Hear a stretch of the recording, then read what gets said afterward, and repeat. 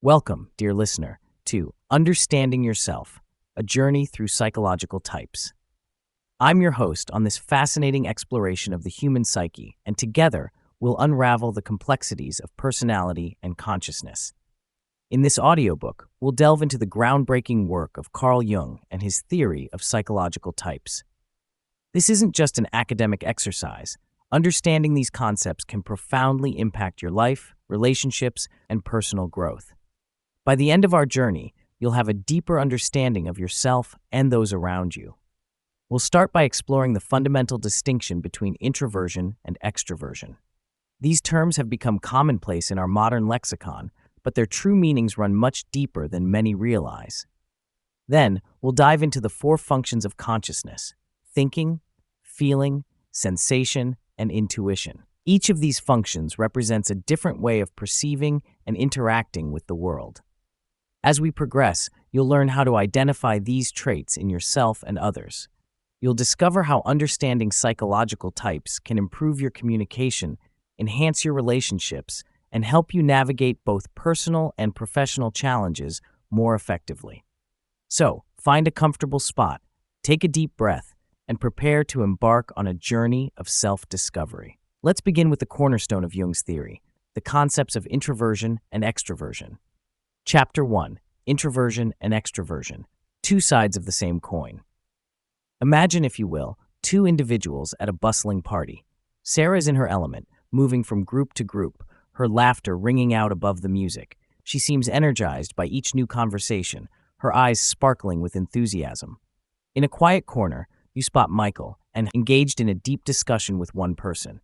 He's fully present in the conversation, but you can see that the noise and crowd are taking a toll on him. Sarah exemplifies extraversion, while Michael embodies introversion. But what do these terms really mean? Extraversion, in Jungian psychology, is characterized by an outward flow of energy. Extroverts, like Sarah, are energized by social interactions and external stimuli. They tend to 1. Seek out social situations and thrive in group settings. 2. Think out loud and process information through discussion. 3. Have a wide circle of friends and acquaintances. 4. Prefer action over contemplation. 5. Recharge by engaging with the external world. On the other hand, introversion is marked by an inward flow of energy. Introverts, like Michael, draw their energy from within. They typically, 1. Prefer deeper one-on-one conversations. 2. Process information internally before speaking. 3. Have a smaller, closer circle of friends. 4. Enjoy solitary activities and need alone time to recharge. 5. Reflect deeply before taking action. It's crucial to understand that introversion and extraversion exist on a spectrum. Most people aren't purely introverted or extroverted, but fall somewhere in between. These traits can also manifest differently depending on the situation. For example, an introverted teacher might appear highly extroverted in the classroom, but needs significant alone time to recharge after work. An extrovert might occasionally crave solitude for deep thinking or creative pursuits. Understanding your own tendencies along this spectrum can be incredibly empowering. If you're an introvert, recognizing your need for solitude and deep processing can help you structure your life in a way that honors these needs. You might schedule regular alone time, seek out quieter social settings, or communicate your preferences to friends and family. For extroverts, acknowledging your need for social interaction and external stimulation can help you create a fulfilling lifestyle. You might thrive in careers with lots of human interaction, seek out group activities for hobbies, or ensure you have regular social engagements to keep you energized. But the real power of understanding introversion and extraversion comes in how we relate to others. By recognizing and respecting these differences, we can dramatically improve our relationships and communication. Imagine a workplace where an extroverted manager understands that her introverted employee needs time to process before contributing to discussions. Or a romantic relationship where an introverted partner communicates their need for alone time without their extroverted partner feeling rejected. As we navigate through life, we encounter a rich tapestry of personalities. Some will align closely with our own tendencies, while others may seem foreign or even challenging. By understanding the introversion-extroversion spectrum, we gain a valuable tool for empathy and connection. In the next chapter, we'll explore how these orientations interact with the four functions of consciousness: thinking, feeling, sensation, and intuition. These functions add depth and nuance to our understanding of personality, creating a complex matrix of psychological types. But before we move on, take a moment to reflect on your own tendencies. Do you feel more energized by social interaction or solitude? How do you prefer to process information and make decisions? Understanding these aspects of yourself is the first step in our journey of self-discovery. Remember, there's no better orientation. Both introversion and extroversion have their strengths and challenges. The key is to understand and honor your natural tendencies while remaining open to growth and balance.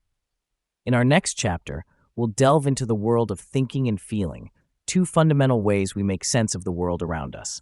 But for now, let this understanding of introversion and extroversion settle into your consciousness. Observe how these concepts play out in your daily life, in your interactions with others, and in your own internal experiences. Chapter 2: Thinking and Feeling, the Decision-Making Duo. As we continue our exploration of psychological types, we come to two of the four functions of consciousness: thinking and feeling. These functions represent different approaches to decision-making and value judgment. Understanding them can provide profound insights into how we and others navigate the complexities of life. Let's start with the thinking function. Imagine a judge in a courtroom, carefully weighing evidence, applying legal precedents, and coming to a logical conclusion. This is thinking in action.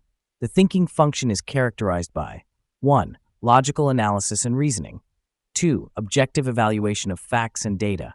3. A focus on cause and effect relationships.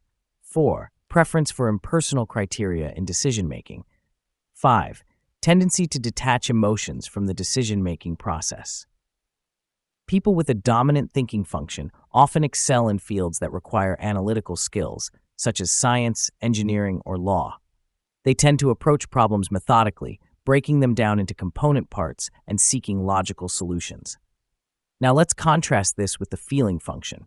Picture a counselor listening to a client, attuned not just to the words being spoken, but to the emotions underlying them, considering the impact of different courses of action on all involved. This is the feeling function at work.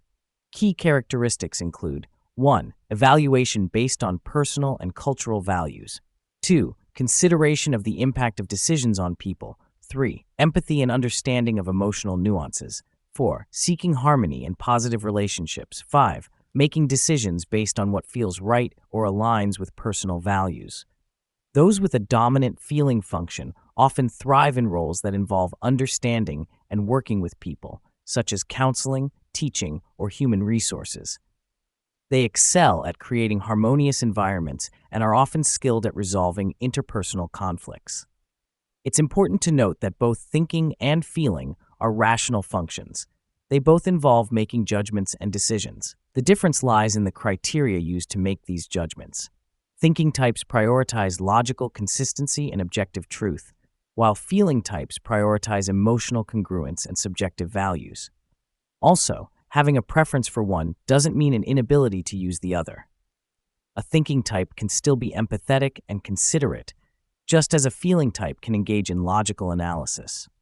The preference indicates which function comes more naturally and is relied upon more heavily, especially under stress. Understanding your own preference can be incredibly illuminating. If you're a thinking type, you might recognize your tendency to analyze situations logically, sometimes to the point of overlooking emotional factors. Acknowledging this can help you consciously consider the human element in your decisions and communications. If you're a feeling type, you might notice your inclination to make decisions based on what feels right or how it will affect people. Recognizing this can help you balance your approach by consciously considering objective facts and logical consequences when necessary.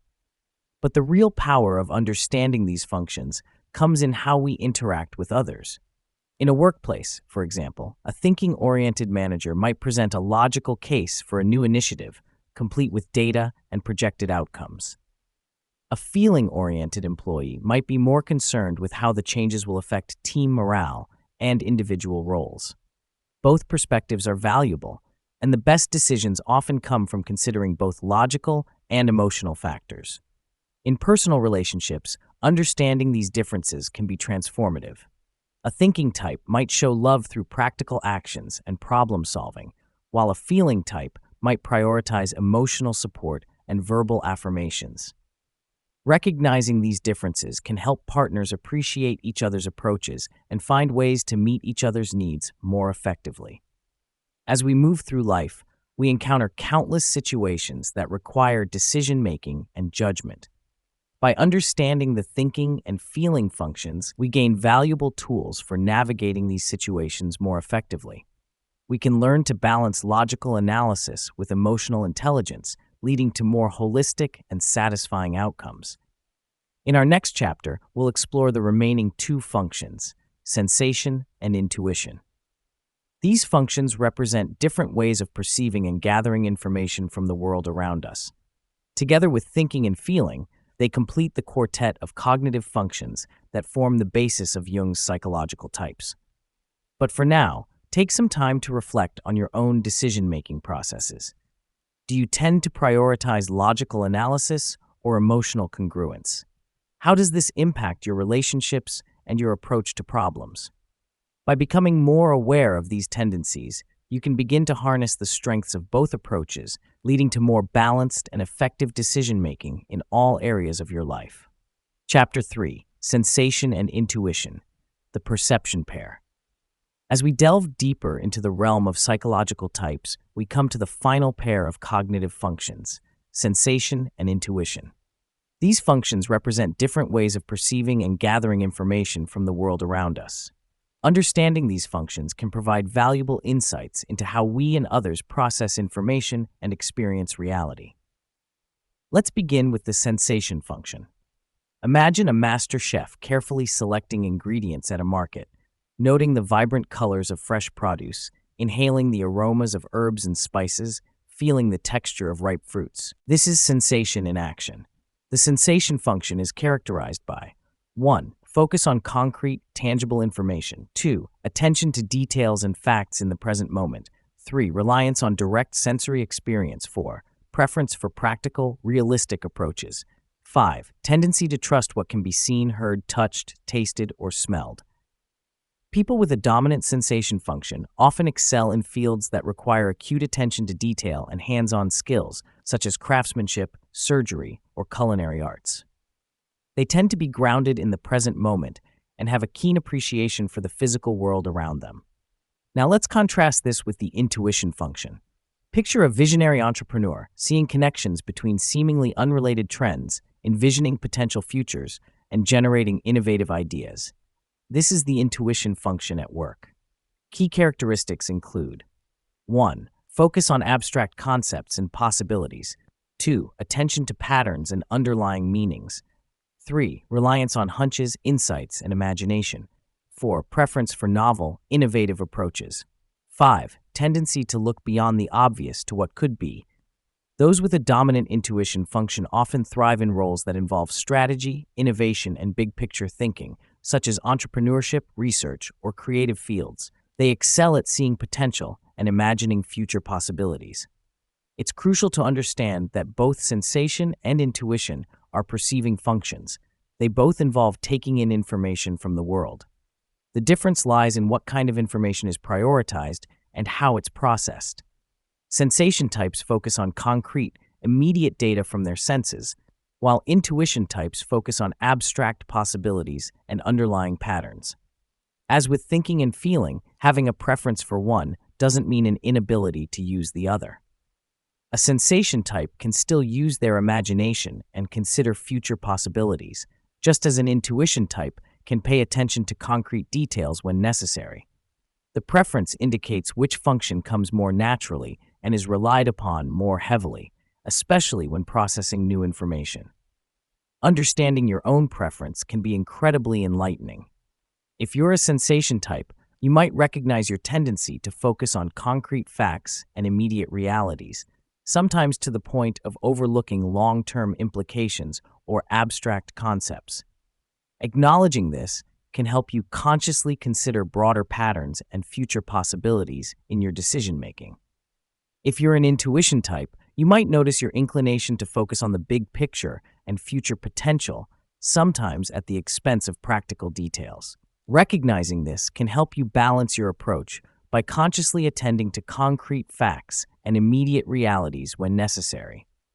The power of understanding these functions becomes evident in our interactions with others. In a work setting, for instance, a sensation-oriented team member might focus on the practical steps needed to implement a project, while an intuition-oriented colleague might be more concerned with the project's long-term vision and potential outcomes. Both perspectives are valuable, and the most successful projects often incorporate both detailed execution and visionary thinking. In personal relationships, understanding these differences can lead to greater appreciation and fewer misunderstandings. A sensation type might express love through physical affection and practical acts of service, while an intuition type might prioritize deep conversations about future plans and shared dreams. Recognizing these differences can help partners appreciate each other's approaches and find ways to connect that resonate with both. As we navigate the world, we constantly process vast amounts of information. By understanding the sensation and intuition functions, we gain valuable insights into how we filter and prioritize this information. We can learn to balance concrete observation with abstract thinking, leading to a more comprehensive understanding of our experiences and the world around us. In our next chapter, we'll explore how these four functions, thinking, feeling, sensation, and intuition, combine with the attitudes of introversion and extraversion to create a rich tapestry of psychological types. We'll delve into how these combinations manifest in real-world personalities and how understanding them can enhance our self-awareness and interpersonal relationships. But for now, take some time to reflect on your own perceptual tendencies. Do you tend to focus more on concrete details or abstract possibilities? How does this impact your approach to problem-solving and your interactions with others? By becoming more aware of these tendencies, you can begin to appreciate the strengths of both approaches, leading to a more balanced and comprehensive way of perceiving and interacting with the world around you. Chapter 4. The Interplay of Functions and Attitudes. As we reach the culmination of our exploration into psychological types, it's time to bring together all the elements we've discussed, the attitudes of introversion and extraversion, and the four functions of thinking, feeling, sensation, and intuition. When these components combine, they create a rich tapestry of personality types, each with its own unique strengths, challenges, and ways of interacting with the world. In Jung's theory, each person has a dominant function, which is their primary mode of interacting with the world. This dominant function is paired with an attitude, introversion or extraversion, creating 8 basic types: 1. Extroverted thinking, 2. Introverted thinking, 3. Extroverted feeling, 4. Introverted feeling, 5. Extroverted sensation, 6. Introverted sensation, 7. Extroverted intuition, 8. Introverted intuition. Let's explore each of these types briefly. Extroverted thinking, T. These individuals are often natural leaders who excel at organizing people and processes. They're logical, objective, and focused on efficiency and results. You might find them in roles like executive management or systems analysis. Introverted thinking, TI. These types are analytical problem solvers who enjoy working with complex systems and ideas. They're often found in fields like theoretical physics, computer programming, or philosophy. Extroverted feeling, FE. These individuals are attuned to social harmony and the needs of others. They excel in roles that involve bringing people together, such as teaching, counseling, or event planning. Introverted feeling. These types have a strong inner value system and a deep sense of personal authenticity. They often gravitate towards creative or humanitarian pursuits, valuing personal expression and individual impact. Extroverted sensation. These are the ultimate realists, fully engaged with the present moment and physical world. They excel in fields that require quick reflexes and adaptability, like emergency response, performing arts, or professional sports. Introverted sensation. These individuals have a rich inner world of sensory impressions and memories. They often excel in roles that require attention to detail and respect for tradition, such as archiving, quality control, or traditional crafts. Extroverted intuition. These are the idea generators, always seeing new possibilities and connections. They thrive in creative and entrepreneurial roles, constantly innovating and starting new projects.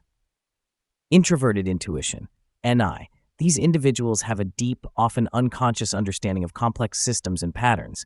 They excel in roles that require long-term vision and strategic thinking, such as scientific research, strategic planning, or spiritual leadership. It's important to remember that while we all have a dominant function, we also use the other functions to varying degrees. Jung proposed that we have an auxiliary function that complements our dominant function, a tertiary function that is less developed, and an inferior function that is our least conscious and most challenging to access. For example, an extroverted thinking type might have introverted intuition as their auxiliary function. This combination could result in a strategic leader who excels at implementing long-term visions. Their tertiary function might be extroverted sensation, giving them a degree of in-the-moment awareness, while their inferior function of introverted feeling might emerge in times of stress as unexpected emotional outbursts. Understanding this interplay of functions can provide profound insights into our own behavior and that of others. It can help explain why we're drawn to certain activities or careers, why we struggle in certain areas, and how we can work towards personal growth and balance. For instance, recognizing your inferior function can be particularly illuminating. This function often represents our blind spot, an area where we're less comfortable and skilled, but also an area with great potential for growth. By consciously developing our inferior function, we can become more well-rounded individuals. Let's consider a practical example. Imagine Sarah, an extroverted feeling type working in human resources. Her dominant function allows her to excel at understanding and managing the emotional dynamics of her workplace. Her auxiliary, introverted intuition, helps her foresee potential issues and plan for the future. However, Sarah might struggle with tasks that require detailed analysis of data, introverted thinking, or quick responses to unexpected physical challenges, extroverted sensation. By recognizing these as her tertiary and inferior functions, Sarah can consciously work on developing these skills, perhaps by taking a course in data analysis or engaging in a physical sport that requires quick reflexes. Understanding psychological types can also greatly enhance our interpersonal relationships. When we recognize that others may perceive and judge the world differently than we do, it opens the door to greater empathy and more effective communication. For example, in a romantic relationship between an extroverted sensation type and an introverted intuition type, there might initially be some friction. The sensation type might crave variety and physical experiences, while the intuition type might prefer deep, meaningful conversations about the future. By understanding these differences, the couple can learn to appreciate each other's strengths and find ways to meet both partners' needs. In a professional setting, a team composed of diverse psychological types can be incredibly powerful.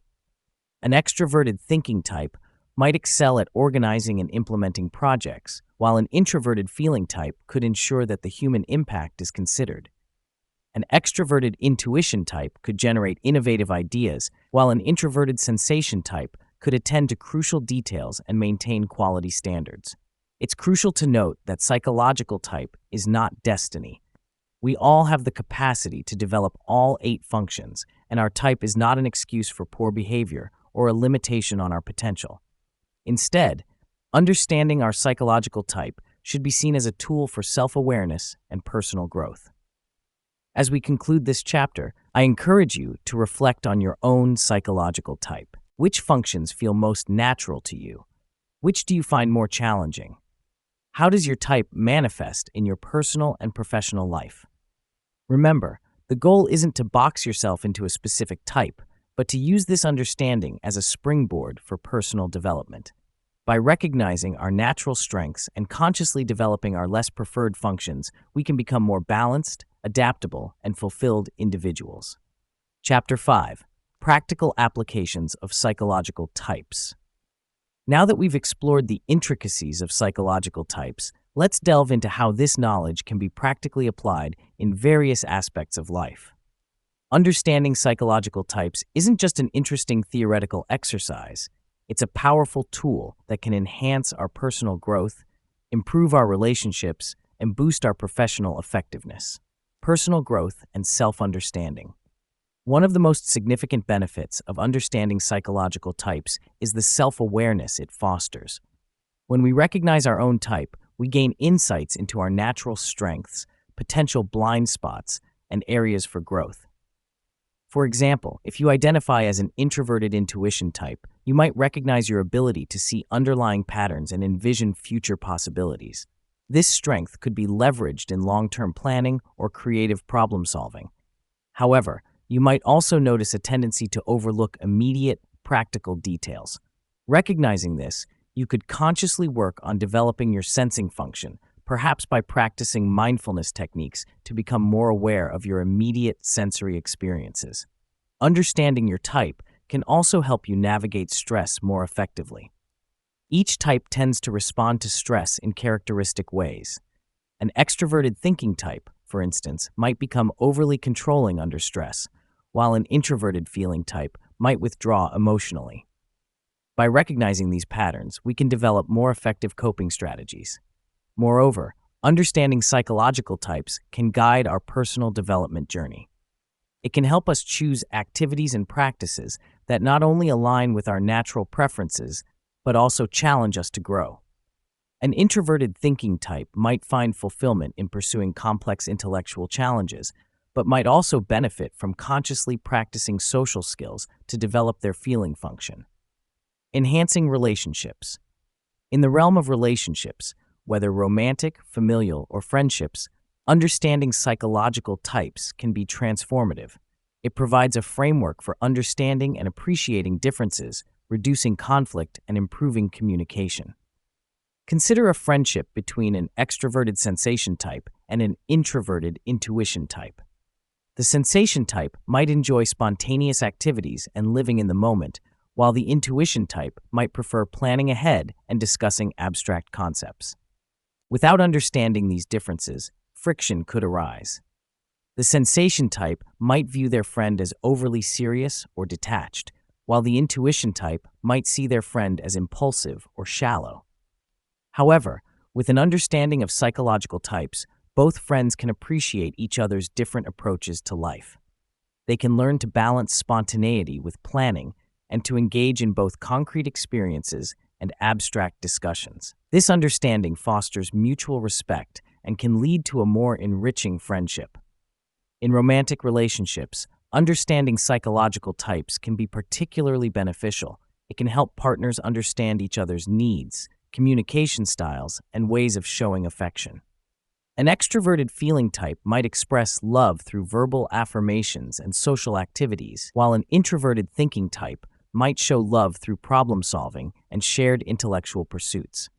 Recognizing these differences can prevent misunderstandings and help partners find ways to connect that resonate with both individuals. Professional development and team dynamics. In the professional world, understanding psychological types can enhance both individual performance and team dynamics. At an individual level, it can guide career choices and professional development. For instance, an extroverted intuition type might thrive in roles that involve brainstorming and innovation, while an introverted sensation type might excel in positions requiring attention to detail and adherence to established procedures. Understanding your type can also help you navigate workplace challenges more effectively. If you're an introverted feeling type in a fast-paced, data-driven environment, you might need to consciously develop strategies to assert your ideas and ensure your values are considered in decision-making processes. At a team level, awareness of psychological types can greatly enhance collaboration and productivity. A diverse team with a range of types can leverage different strengths for various aspects of a project. For example, an extroverted thinking type might excel at creating project timelines and ensuring deadlines are met. An introverted intuition type could provide valuable insights into long-term implications and potential obstacles. An extroverted feeling type might facilitate team communication and ensure everyone's perspectives are heard. An introverted sensation type could maintain quality control and ensure all details are accounted for. By understanding and valuing these different contributions, teams can work more harmoniously and effectively. Leadership and management. For those in leadership positions, understanding psychological types can be an invaluable tool. It can inform how to communicate effectively with different team members, delegate tasks appropriately, and create an environment where diverse strengths are valued. A leader who understands psychological types might provide clear, logical plans to satisfy thinking types. Ensure the human impact is considered to engage. Feeling types. Offer concrete, practical information for sensation types. Share the broader vision and potential outcomes for intuition types. Allow for independent work time for introverted types. Create opportunities for collaboration and discussion for extroverted types. This nuanced approach can lead to higher employee satisfaction, better performance, and a more inclusive workplace culture. Education and learning. In educational settings, understanding psychological types can inform teaching methods and learning strategies. Different types tend to learn best in different ways. For instance, sensation types might benefit from hands-on, practical exercises. Intuition types might prefer exploring theoretical concepts and underlying principles. Thinking types might appreciate logical, step-by-step explanations. Feeling types might engage more with material that connects to personal or social values. Educators who understand these differences can design more inclusive curricula and teaching methods that cater to diverse learning styles. Similarly, students who understand their own type can develop study strategies that align with their natural preferences while also working to strengthen less preferred functions. Conflict resolution. Understanding psychological types can be particularly useful in conflict resolution, whether in personal relationships, professional settings, or broader social contexts. Many conflicts arise from misunderstandings rooted in different ways of perceiving and judging situations. For example, in a disagreement between an extroverted thinking type and an introverted feeling type, the thinking type might focus on logical arguments and objective facts, while the feeling type might be more concerned with personal values and the emotional impact of decisions. By recognizing these different approaches, both parties can work towards finding solutions that address both logical and value-based concerns. In mediation or conflict resolution processes, understanding psychological types can help facilitators bridge gaps in communication and find common ground between conflicting parties. Personal well-being and mental health. Finally, understanding psychological types can contribute to personal well-being and mental health. It can help individuals recognize their natural stress responses and develop appropriate self-care strategies. For instance, an extroverted type might need social interaction to recharge, while an introverted type might need solitude. A thinking type might benefit from logical problem-solving exercises when stressed, while a feeling type might find relief through emotional expression or connecting with others. A sensation type might find comfort in physical activities or sensory experiences, while an intuition type might prefer exploring new ideas or engaging in creative pursuits. Moreover, understanding psychological types can help individuals recognize that their way of experiencing the world is valid, even if it differs from others.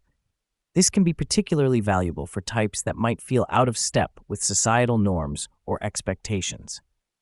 As we conclude this chapter on practical applications, it's important to remember that while psychological type theory is a powerful tool, it's not the only factor influencing human behavior and interactions. Other elements like personal experiences, cultural background, and individual circumstances also play significant roles. The goal in applying this knowledge is not to pigeonhole ourselves or others into rigid categories, but to use it as a framework for understanding, empathy, and growth. By recognizing the diversity of psychological types, we can cultivate greater appreciation for different perspectives and ways of being in the world.